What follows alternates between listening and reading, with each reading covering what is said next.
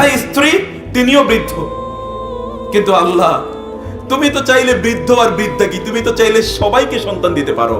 তুমি তো চাইলে কোনো পুরুষ নারী ছাড়াও তুমি মানুষ তৈরি করতে পারো। পারেন না তিনি তৈরি করতে? এরকম কাউকে তৈরি করেন নাই তিনি? কাকে করেছেন? আদম এবং হাওয়াকে তিনি তৈরি করেছেন। তিনি চাইলে বাবা ছাড়াও তিনি সন্তান তৈরি করতে পারেন। এটা করেননি তিনি? কার পেটে করেছেন? এই যে মারিয়ামের ঘরে করেছেন।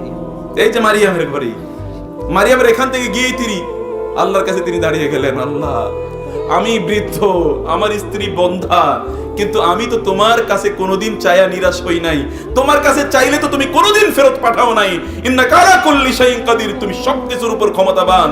আমি তোমার ব্যাপারে নিরাশ নই। আমি জানি তুমি দিতে পারো, তোমার সেই ক্ষমতা আছে। আমি তোমার কাছে চাই তুমি আমাকে একটা সন্তান দাও। কি দাও? একটা সন্তান দাও। ওইখানে দেন এন্ড দেয়ার, ওই নামাজের মধ্যেই আল্লাহ তাআলা ফেরেশতাদেরকে পাঠিয়ে দিলেন, যাও আমার বন্ধু জাকারিয়াকে বলে দাও আমি তাকে একটা সন্তান দেব, এবং সন্তানের নামও আমি রেখে দিলাম, তার নাম হলো ইয়াহিয়া। তার নাম কি? ইয়াহিয়া। নাম কে রেখে দিয়েছেন বলেন তো? আল্লাহর নামও রেখে দিয়েছেন। আল্লাহ এটা করতে পারেন না? কিন্তু কোথায় ঘটেছে এটা? সলাতের মধ্যে। সলাতের মধ্যে وأمر أهلك بالصلاة واصطبر عليها لا نسألك رزقا نحن نرزقك والعاقبة للتقوى। বান্দারা তুমি আমার ইবাদত করো না, আমার নামাজ আদায় করো। ওয়া'মুর আহলাকা বিস-সালাতি, নামাজ। আমি কিন্তু নামাজের কথা বলছি, অন্য ইবাদতের কথা বলছি না। ওয়া'মুর আহলাকা বিস-সালাত, তোমার পরিবার পরিজনকে নামাজের নির্দেশ প্রদান করো। বড়রা ভালো করে শুনে যান, পরিবার পরিজনকে, তোমার সন্তান সন্ততি, তোমার স্ত্রী, তাদেরকে নামাজের নির্দেশ প্রদান করো। ওয়াস্তাবির আলাইহা, এই নির্দেশ একদিন দিয়া তারপরে বলবা এখন গলা ব্যথা করে, আর করতে পারি না, উঠে না, কি কমু, কথা তো শুনে না, এগুলো বললে চলবে না। Continue to command them. তাদেরকে তুমি বারবার কেবল বলতেই থাকো, নামাজের কথা বলতেই থাকো, বলতেই থাকো। ওয়াস্তাবির আলাইহা লা নাসআলুকা রিজকা নাহনু নারযুকুকা, রিজিক দেওয়ার মালিক তো আমি, তুমি রিজিক নিয়ে এত টেনশন করতেছো কেন? তুমি নামাজের আদেশ দাও, আমি তোমার রিজিকের ব্যবস্থা করে দেব। বুঝেন না? রিজিকের ব্যবস্থা কোত্থেকে আসে? রিজিক কোত্থেকে আসে? রিজিক কি জমিনে নাকি? রিজিক কোত্থেকে আসে? ওয়াফিস সামাই রিজকুকুম ওয়া মা তুআদুন। আল্লাহ বলছেন ওয়াফিস সামাই রিজকুকুম, আসমান থেকে রিজিক আসে। রিজিক আসে কোত্থেকে? আসমান থেকে রিজিক আসে। রিজিক জমিনে থেকে, জমিন থেকে আসে না। অতএব ফয়সালা হয় আসমানে। সেই ফয়সালা আসমান ওয়ালা যিনি আছেন, আসমানের যিনি মালিক, সেই মালিকের কাছে রিজিক চাইতে হবে। আদারওয়াইজ কোন রিজিক পাবেন না। আদারওয়াইজ রিজিক পাবেন না। এমনও হতে পারে আপনি বহু কিছুর মালিক, কিন্তু এগুলো আপনার জন্য রিজিক না, এগুলো অন্য কারোর জন্য করে যাচ্ছেন আপনি সারাদিন রাত পরিশ্রম করে, কিন্তু আপনি নিজে ভোগ করতে পারবেন অন্য কারোর জন্য। এরকম হয় কিনা? আছে কিনা? এরকম বহু আছে, অসংখ্য আছে। রিজিক দেওয়ার মালিক হচ্ছেন আল্লাহ। আল্লাহ তাআলা এই জন্যই তিনি বলেছেন, কোরআনে তিনি বলেছেন, ওয়া মা খালাকতুল জিন্না ওয়াল ইনসা ইল্লা লিয়াবুদুন মা আসআলুহুম আলাইহি মির রিজক। আল্লাহ তাআলা কি বলছেন? যে আমি তোমাদেরকে তোমাদেরকে তৈরি করেছি আমার ইবাদত করার জন্য। আমি তো তোমার কাছে রিজিক চাই না। ইন্নাল্লাহু ওয়ার রাজ্জাকু যুল কুওয়াতিল মাতিন। রিজিক দেন কে? আল্লাহ তাআলা। আমি তো তোমার কাছে রিজিক চাই না। হে বান্দারা, লা তাকতুলু আওলাদাকুম খাশিয়াতা ইমলাক নাহনু নারযুকুকুম ওয়া ইয়্যাকুম নাহনু নারযুকুহুম ওয়া ইয়্যাকুম। তোমাদের সন্তানদের রিজিকও আমি দেই, টেনশন করার কোনো কারণ নাই। সন্তান হলে রিজিক দেয় কে? আপনার টেনশন করার কোনো কারণ আছে? সন্তান যিনি দেন তিনি কি রিজিক দেন না? এই জন্য সহিহ বুখারী হাদিসে রাসূলুল্লাহ সাল্লাল্লাহু আলাইহি ওয়াসাল্লাম বললেন, মনে ভালো করে শুনুন, যখন একজন মায়ের সন্তান জন্ম দেওয়ার যখন ইস্যু আসে, তখন আল্লাহ তাআলা এক বিন্দু পানি মায়ের গর্ভের মধ্যে গিয়ে এখানে কি করেন? ওখানে স্থাপন করে দেন। এক বিন্দু পানি সেখানে স্থাপন করে দেন। তারপর এই পানিটি এটাকে নুতফা আকারে থাকে 40 দিন। সহিহ হাদিসে এসেছে কতদিন? 40 দিন নুতফা আকারে থাকে। নুতফা মানে ড্রপ অফ ওয়াটার, পানি আকারে থাকে। তারপর এটা কি হয়ে যায়? আলাকা। আলাকা হয়ে যায়। এটি আরো 40 দিন পর্যন্ত, আলাকা মানে হচ্ছে রক্তপিণ্ড। ওই যে পানি ওইখানে গিয়ে জমা হয়েছে না মায়ের গর্ভে, এই পানিটা 40 দিনের প্রথম 40 দিন পানি আকারে থাকে, এরপরে 40 দিনের কি আকারে থাকে? আলাকা। আলাকা আলাকা মানে হচ্ছে ব্লাড ক্লট। এখানে যারা কেমিস্ট্রি পড়েছেন আপনারা জানেন, বায়োলজি যারা পড়েছেন তারা জানেন, ব্লাড ক্লট রক্তপিণ্ড, এটা রক্তের মতো হয়। এবং এই জন্য দেখবেন কোন মায়েদের যদি তাদের যদি ধরেন ওই 2-3 মাসে যদি তাদের কোনো অ্যাবর্শন হয়ে যায়, অর্থাৎ যদি মিসক্যারেজ হয়ে যায়, তখন দেখবেন কেবল রক্ত, ওইখান থেকে একটা রক্তপিণ্ড কেবল বাইর হয়, আর কিছু না, একটা রক্ত। তারপরে কি হচ্ছে? তারপরে এখানে একটা মাংসের টুকরো, মুদগা, মুদগাতান। এরপর আল্লাহ তাআলা এটাকে মুদগা করে দেন, একটা মাংসপিণ্ড। এরপরে কি সুম্মা জাআলনাহু খালকান আখারা ফাতাবারাকাল্লাহু আহসানুল খালিকিন। এরপরে তার প্রথম গজায় কি বলেন তো? প্রথম কি গজায়? এই যে এটার নাম কি? কান। কান প্রথম গজায় কান। তার শরীর অঙ্গ প্রত্যঙ্গগুলো এখন ডেভেলপ করতে থাকে। প্রথম যেটা ডেভেলপ করে এটার নাম হলো কান। এই জন্য সন্তান যখন পেটে থাকে তখন মায়েদেরকে কি করতে হয় বলেন তো? কোরআন তেলাওয়াত করতে হয়, কোরআন তেলাওয়াত শুনতে হয়, ভালো কথা বলতে হয়, ভালো কথা শুনতে হয়। এগুলো করলে ওই যে সন্তান যে পেটের মধ্যে আছে ওর কানে সর্বপ্রথম কোরআনের আওয়াজ যায় এবং এই সন্তানগুলো তখন আল্লাহওয়ালা হয়ে যায়। আদারওয়াইজ এগুলো সব কি হবে? গান শুনতেছে, এরপরে এগুলো বাইর হয়ে তারপরে ডিস্কো ড্যান্সার করা শুরু করে দেবে। দেখেন না এখন পোলাপাইন 2 বছরের বাচ্চা মোবাইল হাতে না দিলে কি খায় না। কোত্থেকে শিখলো এটা? কে শিখিয়েছে তাকে? এগুলো ওইখান থেকে শিখে এসছে, ওইখান থেকে শিখে এসছে। আপনার সন্তানকে আপনি কি শেখাচ্ছেন? যে ওইটা আমার আলোচনার বিষয় না। আমি বলছি যে আল্লাহ সুবহানাহু ওয়া তাআলা এই যে 3 মাস এই যে 40 দিন 3 40 কত? 120 কয় মাস হয় বলেন? 4 মাস। 4 মাস পরে এরপরে আল্লাহ সুবহানাহু ওয়া তাআলা একজন ফেরেশতাকে পাঠান এবং তাকে নির্দেশ প্রদান করেন যে এই শিশুটির জন্য, এই যে সন্তানটি আসবে, এই সন্তানের জন্য 4টা জিনিস লিখে দাও। বিকাতবি আরবা আশিয়া, 4টা জিনিস তার জন্য যেন লিখে দেওয়া হয়। 1 নম্বর হচ্ছে তার লিখে দেবে তার রিজিক কি হবে এই জমিনে, সে কি খাবে, কি করবে না করবে, কতটুকু, এগুলো তার রিজিক লেখা থাকে। এবং 2 নম্বরে লেখা থাকে কি? তার আজল, সে কতদিন এই পৃথিবীতে বাঁচবে, এগুলো তার লেখা থাকে। এবং 3 নম্বরে লেখা থাকে ওয়া আমালুহু, সে কি কাজ করবে। এবং 4 নম্বরে লেখা শাকিয়ুন আম সাঈদুন, সে কি জান্নাতি নাকি জাহান্নামী। এগুলো ওইখান থেকে আল্লাহ তাআলা নির্ধারণ করে দেন। আমি যে কথা বলছিলাম রিজিক আল্লাহ সুবহানাহু ওয়া তাআলা সৃষ্টির আগেই নির্ধারণ করে দেন কিনা বলেন তো? দেন না? আওয়াজ করছেন না কেন? দেন কিনা? তাহলে আপনার রিজিক নিয়ে তো টেনশন কেন? রিজিকের মালিক যিনি, টেনশন তো যদি করতে হয় তাহলে তার করবার কথা নাকি? রিজিক নিয়ে তো আপনার কোনো টেনশন নাই। তিনি যদি আপনাকে উন্মুক্ত ভাবে দিতে চান, এই ক্ষমতা তার নাই? ওয়ালাউ আন্না আহলাল কুরা আমানু ওয়াত্তাকাউ লাফাতাহনা আলাইহিম বারাকাতিম মিনাস সামাই ওয়াল আরদ। লোকেরা যদি আল্লাহর ইবাদত করত, আসমান জমিনের যত বরকত আছে সবগুলো বরকত আমি ওদের জন্য উন্মুক্ত করে দিতাম। কিন্তু আপনাকে রিজিক চাইতে হবে আল্লাহর সামনে দাঁড়িয়ে। রিজিক চাইতে হবে কি? আল্লাহর সামনে দাঁড়িয়ে। প্রিয় ভাইরা, আল্লাহর সামনে দাঁড়িয়ে। আমি জাকারিয়া আলাইহিস সালামের কথা বলছি। আমি আপনাদেরকে বলছিলাম মারিয়াম আলাইহিস সালাম এর কথা।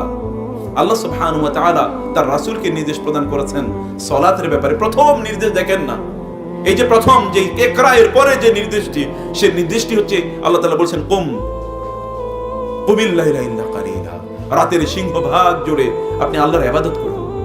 আল্লাহ সুবহানাহু ওয়া তাআলা তার রাসূলকে সালাতের জন্য কি এতটুকু যথেষ্ট না? আল্লাহ তাআলা তার রাসূলকে ডেকে নিয়েছেন কোথায়? সপ্তম আকাশে নিয়ে যাননি তাকে? সুম্মা দানা ফাতাদাল্লা ফাকানা কাবা কাউসাইনি আও আদনা ফাআওহা ইলা আবদিহি মা আওহা মা কাযাবাল ফুয়াদু মা রাআ। আল্লাহ তাআলা বলে দিয়েছেন আমি আমার বন্ধুকে ডেকে নিয়ে আসলাম সপ্ত আকাশে এবং সেখানে এসে আমি তাকে বললাম আপনার উম্মত এবং আপনার উম্মতের উপর 50 ওয়াক্ত নামাজ ফরজ করে দেওয়া হয়েছে। এরপরে আপনারা জানেন বাকি ঘটনা। এরপরে এটা 5 ওয়াক্তে চলে এসেছে। এটা কোথায় আল্লাহ তাআলা ফরজ করে দিয়েছেন বলেন তো? এই দুনিয়াতে। এটার মর্যাদা ওই যে সপ্ত আকাশের মালিকের সাথে যদি কোনো সম্পর্ক রাখতে হয় তাহলে এই সম্পর্ক রাখার সবচেয়ে শ্রেষ্ঠতম মাধ্যম হলো সালাত। এবং এই জন্য সালাত শব্দের 2টো অর্থ আছে। সালাত শব্দের 1 নম্বর অর্থ হলো সিলা। সিলা মানে হচ্ছে relation between Allah and the creation. বুঝেন নাই? সালাত এর অর্থ হচ্ছে সিলা। সিলা মানে হচ্ছে সম্পর্ক। আল্লাহর সাথে সম্পর্ক রক্ষা করতে হলে, সম্পর্ক তৈরি করতে হলে শ্রেষ্ঠতম মাধ্যমটার নাম কি বলেন তো? সালাত। আল্লাহর সাথে সম্পর্ক তৈরি করতে হলে ডাইরেক্ট রিলেশন। আপনি জানেন যখন আপনি নামাজে দাঁড়ান তখন আপনি কি করেন? আল্লাহর সাথে ইযা কামা আহাদুকুম ইলাস সালাতি ফাইন্নাহু ইউনাজি রাব্বাহু। যখন কেউ নামাজে দাঁড়ায় তখন সে কি করে? তখন সে আল্লাহর সাথে কথা বলে। আল্লাহর সাথে কথা বলা সাধারণ নাকি? বাংলাদেশের প্রাইম মিনিস্টারের সাথে কথা বলেন তো দেখি। কথা বলতে পারবেন? কে কে কথা বলতে পারবেন হাত তোলেন। প্রেসিডেন্টের সাথে কথা বলবেন? প্রেসিডেন্ট দরকার নেই, আপনার এলাকার এমপির সাথে কথা বলতে পারবেন কয়জন দেখি? চান্সই তো পাবেন না, খবরই পাবেন না। আর এই সকল প্রধানমন্ত্রী প্রেসিডেন্টকে সেকেন্ডের মধ্যে এরকম হাজার হাজার কোটি কোটি প্রধানমন্ত্রীকে উঠাতে বসাতে পারেন যিনি, তার সাথে সম্পর্ক রাখলে কি হতে পারে চিন্তা করে দেখেন। আর তার সাথে আপনি কথা বলতে পারেন নামাজে দাঁড়াইলেই। রাসূলুল্লাহ সাল্লাল্লাহু আলাইহি ওয়াসাল্লাম বলেন, আল্লাহ সুবহানাহু ওয়া তাআলা বলেন ইন্নী কাসামতু সলাতা বাইনি ওয়া বাইনা আবদি নিসফাইনি ওয়া লিআবদি মা সাআলা, আমি নামাজকে আমার মাঝে এবং আমার বান্দার মাঝে কি করে দিয়েছি, ভাগ করে দিয়েছি, এবং নামাজে দাঁড়িয়ে আমার বান্দা আমার কাছে যা চায় আমি তাকে তাই প্রদান করব। বুঝেন নাই? নামাজে দাঁড়িয়ে ওয়ালি আবদি মা সাআলা, এটা আল্লাহ বলছেন, আর কেউ না। পৃথিবীর যত প্রভাবশালী ব্যক্তি হোক না কেন, সে প্রভাবশালী ব্যক্তি যদি কোনো ওয়াদা করে, এই ওয়াদা মিস হওয়ার সম্ভাবনা আছে কি নাই? আছে। কিন্তু আল্লাহ ওয়াদা করলে মিস হবে নাকি? ইন্নাল্লাহা লা ইউখলিফুল মিআদ, আল্লাহ তার ওয়াদা তো ভঙ্গ করেন না। ইন্নাকা লা তুখলিফুল মিআদ, আল্লাহ তুমি তো তোমার ওয়াদা ভঙ্গ করো নাই। দাঁড়িয়ে দেখেন নামাজে, সত্যিকার অর্থে নামাজে দাঁড়িয়ে দেখেন। ওয়াইবাদুর রহমানিল্লাযীনা ইয়ামশুনা আলাল আরদি হাওনা ওয়া ইযা খাতাবাহুমুল জাহিলুনা ক্বালু সালামা ওয়াল্লাযীনা ইয়াবিতুনা লিরাব্বিহিম সুজদান ওয়া কিয়ামা। কি অসাধারণ কথা! একটু কোরআনের কাছে আসেন, বুকটাকে একটু খুলে দেন, একটু খুলে দিয়ে দেখেন যে কোরআনের নূর যদি এই বুকের মধ্যে যদি ঢুকে, অন্তরে যদি ঢুকে, তাইলে দেখবেন যে কি আলো দেখতে পান চারিদিকে। অন্ধকার সব আল্লাহ তাআলা গুছিয়ে দেবেন, সব অন্ধকার আল্লাহ তাআলা গুছিয়ে দেবেন। কিন্তু will have to come to সালাহ, you will have to come to সালাহ। আল্লাহ তাআলা বলছেন আমি সালাতকে আমার বান্দার মাঝে এবং আমার মাঝে বন্টন করে দিয়েছি। বান্দা, সালাতের একটা অংশ আমার জন্য আর একটা অংশ তোমার জন্য। যাও বলি আব্দি মা সাআলা, আমার বান্দা যখন আমাকে বলে সালাতের মধ্যে, ও যা চায় আমি তাকে প্রত্যাখ্যান করতে পারি না। আল্লাহর ইবাদুর রহমান, ইবাদুর রহমান কি সাধারণ বান্দা না, ইবাদুর রহমান special servants and slaves of Allah. আল্লাহর বান্দাদের মধ্যে সেরা বান্দা যারা, তারা হলো ইবাদুর রহমান। ইবাদুর রহমান আল্লাযীনা ইয়াবিতুনা লিরাব্বিহিম সুজদান ওয়া কিয়ামা, যারা সিজদায় এবং রুকু অবস্থায় তাদের রবের জন্য রাতটা কাটিয়ে দেয়, তাদের রবের জন্য রাতটা কাটিয়ে দেয়। এই যে মুরব্বিরা আছেন না, মুরব্বিরা আপনাদেরকে বলছি, আল্লাহর সামনে যত বেশি দাঁড়াতে পারবেন, কিয়ামতের দিন দাঁড়ানোটা তো সহজ হয়ে যাবে। বুঝেন নাই? আল্লাহর সামনে যত বেশি দাঁড়াবেন এই দুনিয়াতে, কিয়ামতের দিন আল্লাহর সামনে দাঁড়ানো তত সহজ হবে। ওয়ালিমান খাফা মাকামা রাব্বিহি জান্নাতান, আল্লাহ তাআলা বললেন ওয়ালিমান খাফা মাকামা রাব্বিহি, যে আল্লাহর সামনে দাঁড়ানোকে ভয় করে। আল্লাহ তাআলা এই দুনিয়ায় সে যে দাঁড়িয়েছিল আল্লাহর কাছে, এজন্য আল্লাহ তাআলা তাকে অন্যের তুলনায় ডাবল জান্নাত প্রদান করবেন। আল্লাহ তাআলা তাকে ডাবল জান্নাত প্রদান করবেন। সেই জন্য আল্লাহর সামনে দাঁড়িয়ে যাওয়া, আল্লাহর সামনে দাঁড়ানোর শ্রেষ্ঠতম যে ইবাদতটি, সেটি হলো কি সালাত। এই সালাতের আরেকটা নাম কিয়াম, এই জন্য, তাই না? কিয়ামুল লাইল মানে কি বলেন তো? নামাজ নাকি অন্য কোনো কিছু? কিয়ামুল লাইল মানে কি? নামাজ, রাতের নামাজ। তো কিয়াম মানে কি? কিয়াম মানে দাঁড়ানো, কিয়াম মানে সালাত। মান কামা রমাদানা ঈমানান ওয়া ইহতিসাবান, হোয়াট ডাজ ইট মিন? মান কামা রমাদানা ঈমানান ওয়া ইহতিসাবান, যে রমাদানের রাতে দাঁড়িয়ে দাঁড়িয়ে সালাত আদায় করে। কিয়াম মানে হচ্ছে আল্লাহর সামনে দাঁড়িয়ে সালাত আদায় করা। কিয়াম মানে হচ্ছে আল্লাহর সামনে দাঁড়িয়ে সালাত আদায় করা। রিজালুল লা তুলহিহিম তিজারাতুন ওয়ালা বাইউন আন যিকরিল্লাহি ওয়া ইকামিস সালাহ। আপনার যত ব্যবসা বাণিজ্য থাকুক না কেন, আল্লাহকে ভুলে যায়েন না। আল্লাহকে ভুলে গেলে দুনিয়াটা আল্লাহ তাআলা আপনার জন্য জাহান্নাম বানিয়ে দেবেন। ومن أعرض عن ذكري فإن له معيشة ضنكا ونحشره يوم القيامة أعمى قال رب لم حشرتني أعمى وقد كنت بصيرا قال كذلك أتتك آياتنا فنسيتها وكذلك اليوم تنسى। হৃদয় ফেটে যাওয়ার কথা যদি আপনারা বুঝতে পারতেন প্রিয় ভাইরা, ফেটে যাওয়ার কথা। ওমান আ'রাদ আন যিকরি, আমার নামাজ থেকে যে মুখ ফিরিয়ে নেবে, ফাইন্না লাহু মাঈশাতান দানকা, আমি এই দুনিয়ার জীবনটাই তার জন্য কঠিন করে দেব। দুনিয়ার জীবন কঠিন করে দেব। কি আপনি যদি যারা আল্লাহ ওয়ালা দিনদার, যদি তাদের জীবনটা দেখতেন, তারা কি জান্নাতের মধ্যে আছে। আর যারা অনেক সম্পদ, অনেক ক্ষমতার অধিকারী, ওদের দিকে তাকিয়ে দেখেন, ওদের ঘুম নাই, নিদ্রা নাই, ডায়াবেটিস, ব্লাড প্রেশার, ক্যান্সার, হার্টের ডিজিজ অথবা কি কিডনি ফেইল, এমন কোন রোগ নাই যে রোগ দিয়ে আল্লাহ তাআলা তারে পূর্ণ করে দেন নাই। দুনিয়াটাই ওর জন্য জাহান্নাম। বুঝেন নাই? দুনিয়াটাই তার জন্য জাহান্নাম। কিন্তু যারা আল্লাহ ওয়ালা, তাদের জন্য দুনিয়াটাই কি আল্লাহ তাআলা তার জন্য জান্নাতের মতো করে দিয়েছেন। এইরকম যে কারণ দুনিয়াতে সে আল্লাহ ভালোবাসা পেয়েছে, ওই ফিল, এটা কেবলমাত্র এই দুনিয়ার সাজসজ্জা, অনেক কিছু সম্পদ, ক্ষমতা, এগুলোই শোনা। ইয়া আইয়াতুহান নাফসুল মুতমাইন্নাহ ইরজিই ইলা রাব্বিকা রাদিয়াতাম মারদিয়া, একটা ইতমিনান। ইব্রাহিম আলাইহিস সালাম বললেন, যখন তিনি বললেন রব্বি আরিনি কাইফা তুহিল মাউতা, ক্বালা আওয়ালাম তুমিন, ক্বালা বালা ওয়ালাকিন লিয়াতমাইন্না কলবি, আমার অন্তরের একটা ইতমিনান দরকার, একটা প্রশান্তি দরকার। আমি প্রশান্তিটা কেবলমাত্র অর্জন করতে চাই।